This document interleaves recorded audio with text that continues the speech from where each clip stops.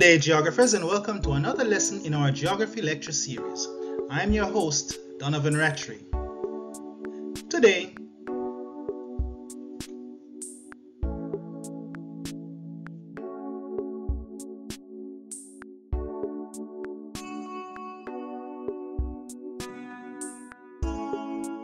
we are going to be looking at how pollution and increasing atmospheric temperatures influence the spread of vector-borne diseases.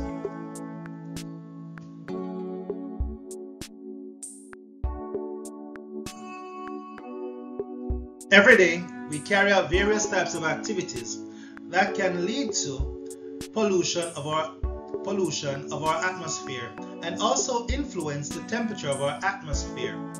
Activities may include agriculture, clearing of our forests, operating motor vehicles, and factories. These activities would create what we call the greenhouse gases. And the greenhouse gases includes carbon dioxide, which can be obtained from the burning of our forests and garbage, as well as the burning of fossil fuels. Then we have nitrous oxide, which can be obtained from various chemicals, including fertilizers.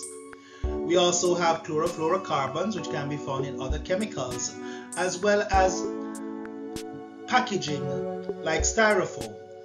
And finally, we have what is called methane, which can be obtained from the rotting of our garbage, as well as decomposing of dead animals, or even our feces. Now, what the greenhouse gases do is that they create what is called the greenhouse effect, and I'm going to tell you what we mean by that. The greenhouse effect is where incoming radiation from the sun passes through the atmosphere, but the outgoing radiation is trapped by the greenhouse gases. This causes the atmosphere to increase in temperature or to get much hotter than it's supposed to be. When this greenhouse effect happens, just like a greenhouse, it creates what is called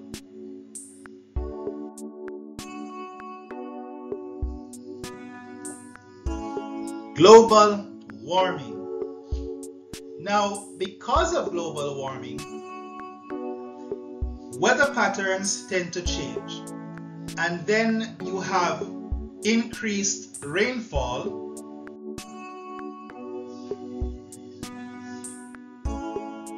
which may eventually lead to flooding.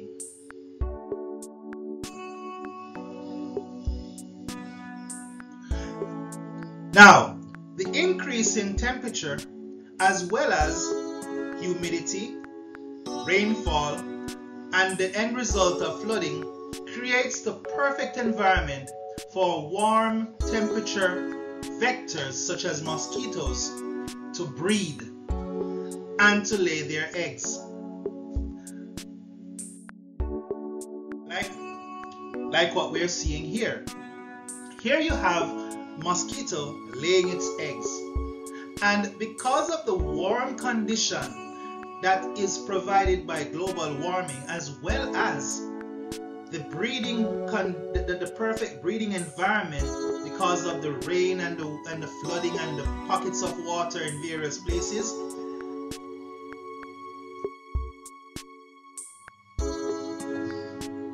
the eggs hatch very quickly, and then you have the larvae coming out and becoming full-blown mosquitoes.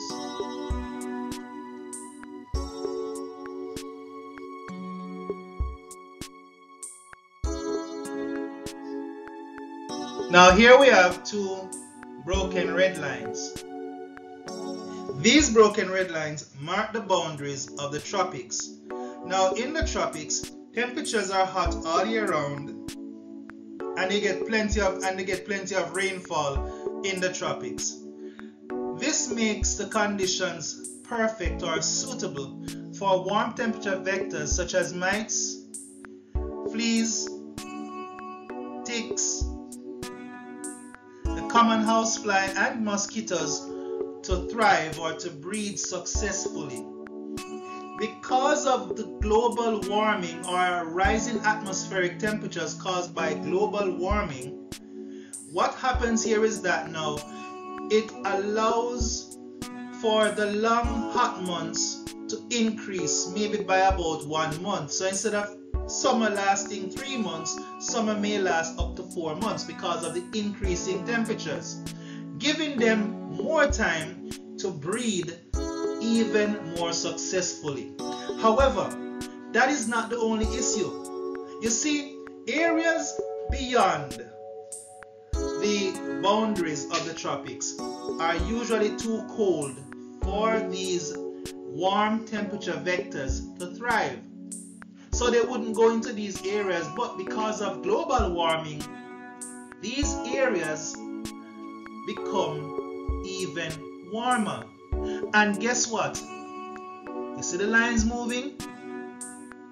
What happened is that now the geographic range within which these warm temperature vectors can breed has now increased. That means they can actually move into these areas that were once too cold for them to successfully breed. And they can now go there and breed successfully. So when they breed in these areas and multiply greatly, they will infect the people within these areas, passing on dangerous viruses to them that will make them ill and eventually die. But you know the nature of people. People are always going to migrate. So as they migrate, either to cope with the changing global temperatures or for some other purpose, they will eventually go into other areas and carry these viruses with them and infect the people in these areas.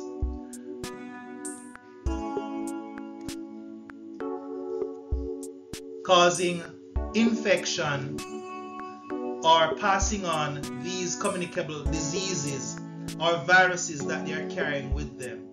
And hence, you're going to have what is called a pandemic taking place. Like, for example, what we are just coming out of. The only difference is that this one was not caused by a vector. But we have had malaria, for example, starting out in Africa and ending up here in Jamaica and the Caribbean and in South America and other parts of the world.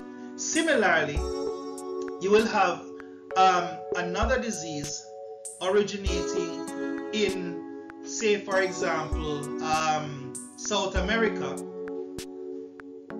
and ending up in the United States or in Europe or in Asia, because people are getting infected and are migrating into these areas and infecting other people. And eventually, that is how vector-borne diseases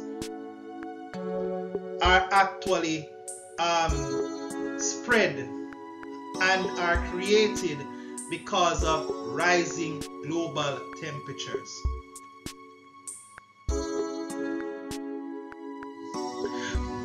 So all of what was said a while ago and illustrated or demonstrated, any way you want to put it, we have the notes right here to support all that was said.